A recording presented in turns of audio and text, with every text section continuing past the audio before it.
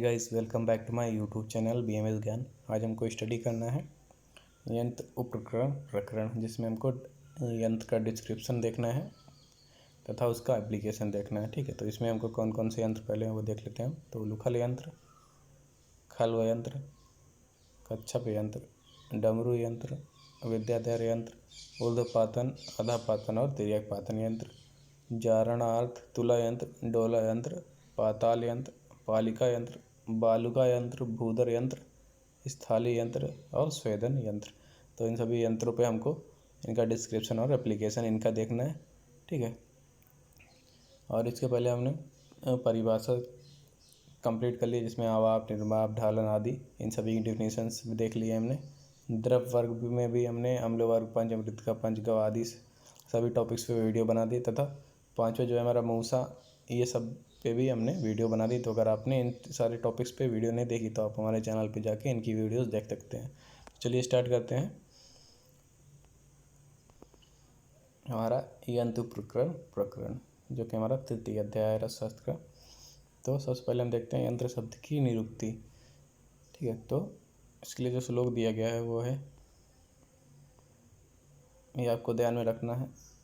स्वेदादिकर्म निर्मातुम वार्ति केंद्रीय प्रयत्नांता यंत्रयते पारदो यस्मात् स्मादम मिति स्मृतम। यह रस समुच्चय अध्याय 9 का दूसरा श्लोक। तो एक बार फिर से बोलता हूँ। स्वेदादिकर्म निर्मातुम वार्ति केंद्रे प्रयत्नतः यंत्रयते पारदो यस्मात्स्मादहंत्रम इति स्मृतम। ठीक है, इसको आपके ध्यान में रखना है। इसका जो अर्थ है कि स्वेदन, मर्दन आदि कार्यों को करने के लिए तथा पारद को नियंत्रित करने के लिए रस सिद्धों द्वारा प्रयत्न पूर्वक जिन जिन साधनों का प्रयोग किया गया जाता है उसे यंत्र कहते हैं। ठीक है, तो स्वेदन, मर्दन आदि कार्य करने के लिए तथा पारद को नियंत्रित करने के लिए जो जिन जिन साधनों का प्रयोग किया जाता है उसे यंत्र कहते हैं। ठीक है, जिस साधन से पारद नियंत्रित होता है उसे यंत्र कहते हैं। पारद, महारस, उपरस, धातु आदि के शोधन, मारण के कर्मों की सफलता या रस आदि द्रव्यों को गिरने, उड़ने, जलने आदि से बचाने हेतु जो उपकरण काम में लिए जाते हैं उसे यंत्र कहते हैं। ठीक है, तो शोधन, मारण आदि कर्मों के लिए तथा रस आदि द्रव्यों को गिरने, उड़ने और जलने से बचाने के लिए जो उपकरण काम में लिए जाते हैं उसे यंत्र कहते हैं। तो सबसे पहले देखते हैं हम उलूखल यंत्र, या इसको उदूखल यंत्र भी बोलते हैं। ठीक है, तो ये जो इसका डिस्क्रिप्शन देख लेते हैं। यह 16 अंगुल ऊंचा होता है, 10 अंगुल व्यास युक्त होता है तथा 13 अंगुल गहरा, अभ्यंतर भाग में चिकना, मजबूत लोहे से निर्मित होना चाहिए। इसकी मुसली भी लोहे की 20 अंगुल लंबी, सुंदर, चिकनी और स्थूली होनी चाहिए। इसका उपयोग कठिन द्रव्यों जैसे मार्चिक, प्रवाल आदि को कूट कर चूर्ण करने में किया जाता है।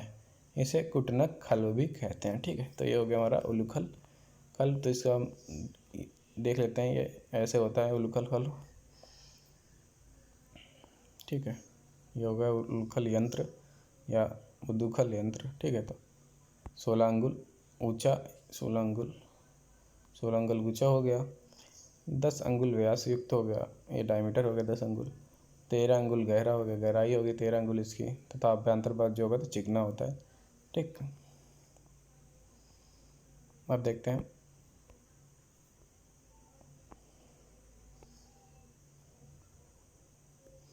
खल्व यंत्र। तो खल्व निर्माण के लिए नीला या श्याम वर्ण का स्निग्ध, दृढ़ एवं भारी पत्थर चयन करके 16 अंगुल ऊंचा, 9 अंगुल चौड़ा तथा 24 अंगुल लंबा खल्व बनानी चाहिए। ठीक है, तो खल्व निर्माण के लिए हमें नीला या श्याम वर्ण का स्निग्ध, दृढ़ एवं भारी पत्थर चयन करना चाहिए या चुनना चाहिए। उसके बाद हमको 16 अंगुल ऊंचा, 9 अंगुल चौड़ा और 24 अंगुल लंबी खल्व बनानी चाहिए, जिसके लिए 12 अंगुल लंबी मूसल होनी चाहिए, 12 अंगुल लंबी मूसली होनी चाहिए, 20 अंगुल लंबा तथा 10 अंगुल ऊंचा खल्व रस कर्म में श्रेष्ठ बताया गया है। ठीक है, तो जो रस कर्म में श्रेष्ठ बताया गया है वो उस खल्व का जो लंबाई और ऊंचाई है वो है 20 अंगुल लंबाई और 10 अंगुल ऊंचाई। तो ये रस कर्म में श्रेष्ठ बताया गया है। ठीक है, पारद आदि द्रव्यों के सुखपूर्वक मर्दन करने के लिए खल्व उच्छेद रहित अत्यंत चिकने तथा अच्छी मुसलियों से युक्त होते हैं, जो अर्धचंद्राकार, वर्तुल तथा तप्त खल्व 3 प्रकार के होते हैं। तो खल्व 3 प्रकार के होते हैं, जिसमें पहला है अर्धचंद्राकार, वर्तुल और तप्त खल्व। तो सबसे पहले देखते हैं अर्धचंद्राकार खल्व।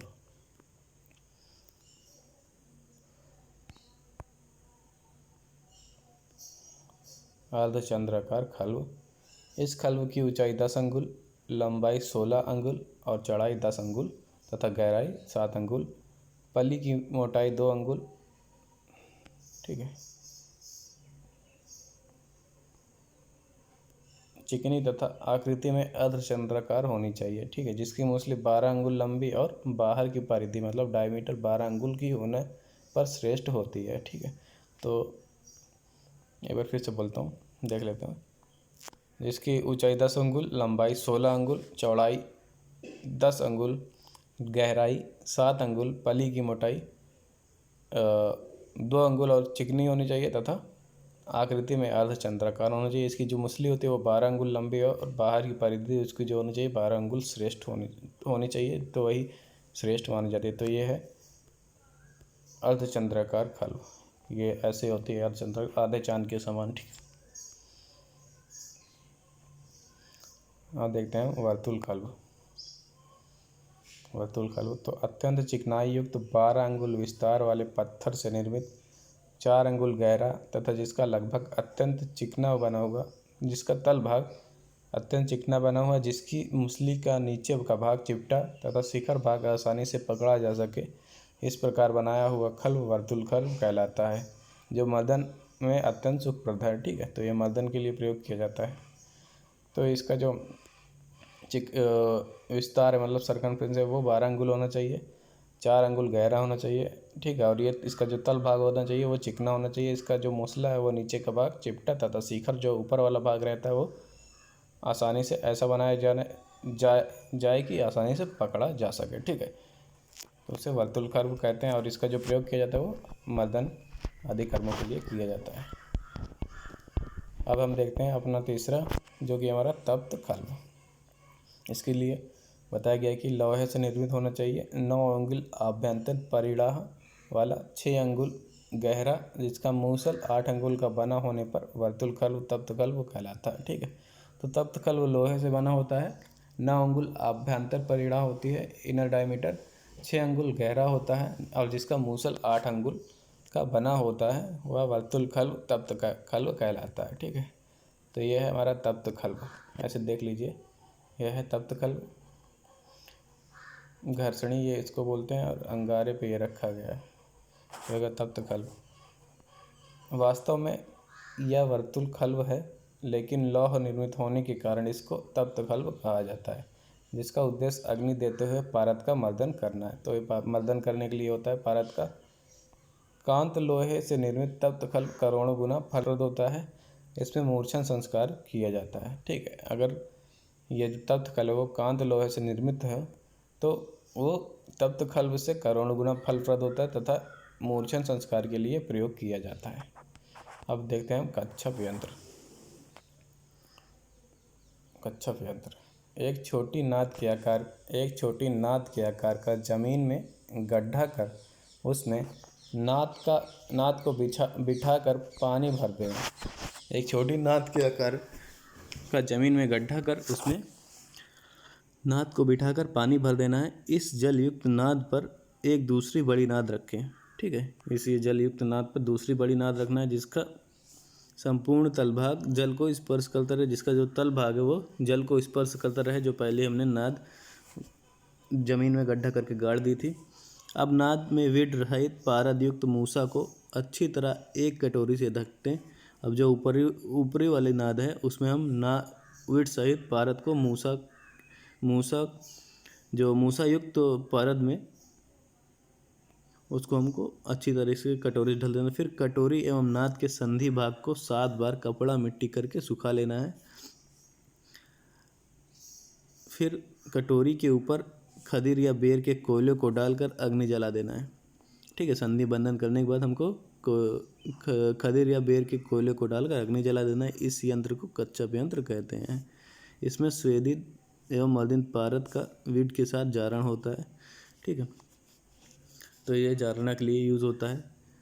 स्वांगशीत होने पर पृथक किया हुआ पारद पूर्ण अग्निबल संपन्न तथा अपने गर्भ में धातुओं एवं सत्वों को शीघ्र द्रावित करने वाला होता है।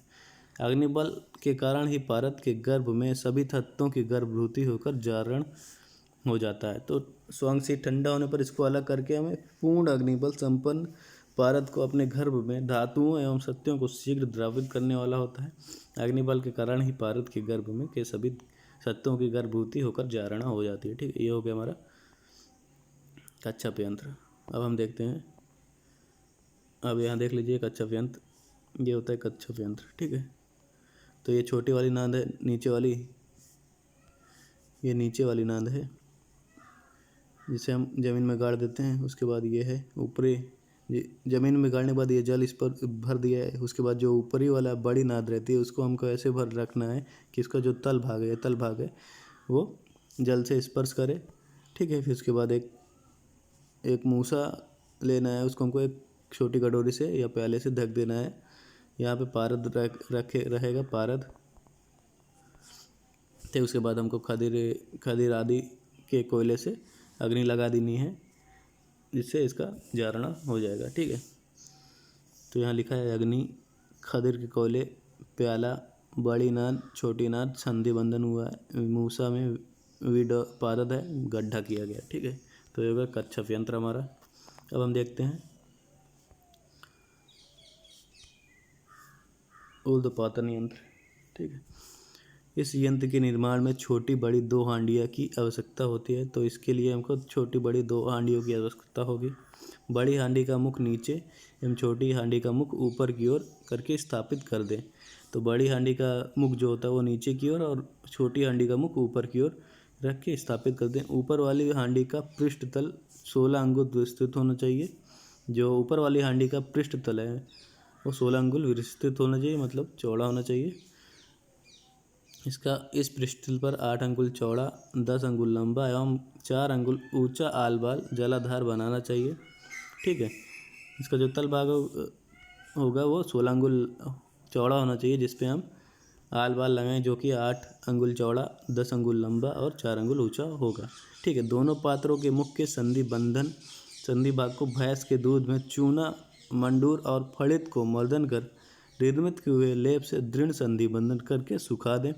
ठीक है, तो दोनों पात्रों के मुख को संधि भाग को जॉइंट्स को भैंस के दूध में चूना, मंडूर और फलित को मर्दन कर निर्मित किए हुए जो लेप बनेगा उसे दृढ़ संधि बंधन करके सुखा लेना है। फिर आल बार मतलब जलाधार वाले पात्र को ऊपर की ओर रख कर नीचे वाले पात्र को चूल्हे पर चढ़ाकर ऊपर के आल बाल में पानी भर दें। इस यंत्र के नीचे वाले पात्र में ऊर्ध्वपातन योग द्रव को रखा जाता है। ठीक है, तो देख लीजिए ये है हमारा ऊर्ध्वपातन यंत्र। इसमें जो नीचे ये बड़ा घड़ा है और ये छोटा है। ठीक है, यहाँ संधि बंधन हुआ है, ये चीज संधि बंधन हुआ है, यहाँ पे आल बाल या जलाधार रखा गया है। ये हो गया हमारा ऊर्ध्वपातन यंत्र।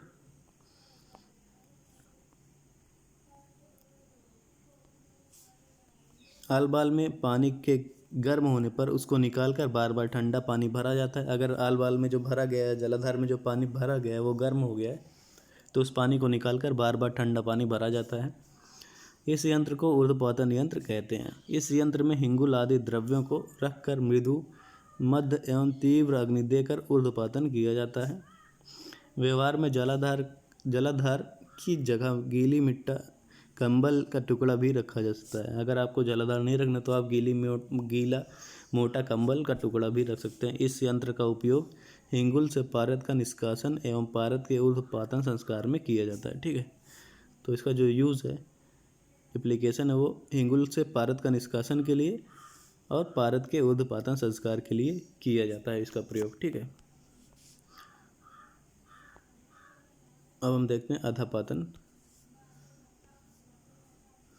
यंत्र, अधापातन यंत्र। तो मिट्टी के दो छोटी बड़ी हांडियाँ को लेकर ऊपर की हांडी, छोटी हांडी के अंदर तल भाग में अधापतन करने योग्य द्रव को औषधियों के साथ पीसकर लेप किया जाता है। ठीक है, तो छोटी हांडी के तल भाग में हमें जो औषधियों को अधापातन करवाना है उसको पीसकर लेप लगाना है। फिर बड़ी हांडी में जल भरकर छोटी हांडी का मुख बड़ी हांडी में प्रविष्ट कर संधि बंधन करके सुखा लेना है। फिर बड़ी हांडी की भूमि के अंदर गाड़कर ऊपर की पात्र को अच्छी तरह वन्य उपलों से ढककर अग्नि प्रज्वलित करते हैं। ठीक है, संशीत होने पर जल वाले नीचे के पात्र से पारद प्राप्त करते हैं। इससे अधापातन यंत्र कहते हैं। इसका उपयोग अधापातन के लिए किया जाता है। ठीक है, तो इसका जो एप्लीकेशन है वो अधापातन के लिए किया जाता है। इसका डायग्राम देख लीजिए, ये है डायग्राम इसका, अधापातन यंत्र। ठीक है, तो इसमें ये छोटी हांडी हो गई हमारी और ये बड़ी हांडी हो गई, ये भी संधि बंधन हुआ है यहाँ पे।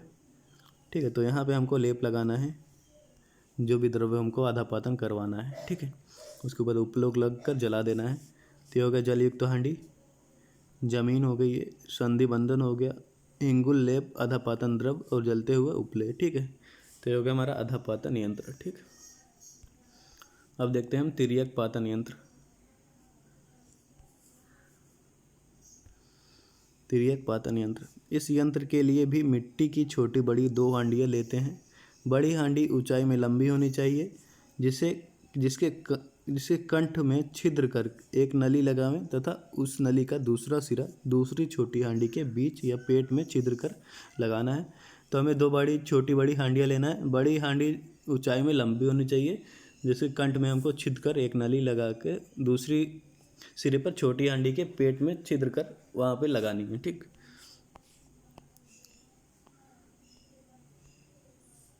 ठीक है, फिर दोनों छिद्रों को संधि स्थल को मिट्टी के लेप द्वारा मजबूत करें। तो दोनों छिद्र के संधि स्थल जहाँ पे जुड़े हुए हैं वहाँ से मिट्टी का अच्छे प्रकार से मजबूत लेप बना दें। बड़ी हांडी में पारद एवं छोटी हांडी में शीतल जल को भरा जाता है। ठीक है, तो बड़ी हांडी में, जो बड़ी हांडी है जिसकी लंबाई ज़्यादा है, तो उसमें हम पारद भरेंगे और छोटी हांडी में हम ठंडा जल या शीतल जल भरेंगे। तो ये देख लीजिए, आप तिर्यक पातन यंत्र का डायग्राम दिया गया है। ये होगी हमारी बड़ी हांडी, ये हो गई छोटी हांडी। ठीक है, तो इसमें औसत द्रव्य भरे हैं जैसे पारद। ठीक है, तो इसको अग्नि पे रख देते हैं।